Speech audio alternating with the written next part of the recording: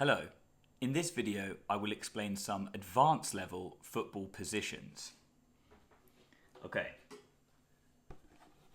so we have this team set up here in red. Let's start with the easy one. Here, false nine. False nine. So of course we know in English that false is the antonym of true. True and false. So this means something similar to fake. And we would call someone a false nine if they play a little bit closer to the midfield than a normal striker. So maybe they're not a natural goal scorer. They play a little bit behind where the normal striker would play. A good modern example of a false nine would be Kai Havertz at Arsenal. Okay, so here we have the first one is false nine.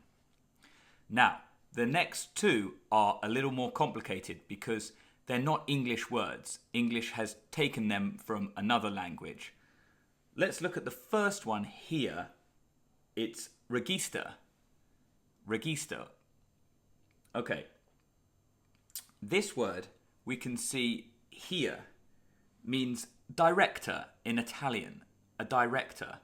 So of course this word is used for movies or films when someone decides what is happening.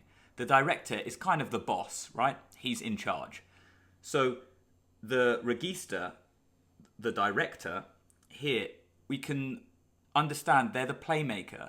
They are the brains in the team. They will decide where to pass and they will make the most important passes in the team and start each attacking move.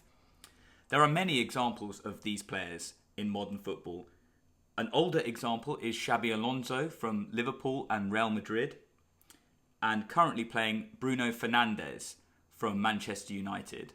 There are also other famous examples like Jorginho, who used to play for Chelsea and is now at Arsenal, who played this regista role. Okay, and then the next one here is also kind of a midfielder but plays higher up. And this word is raumdeuter. Raumdeuter. And this is a German word. The literal English translation we can see here is space interpreter. Space interpreter. So to interpret something in English means to understand it. Okay?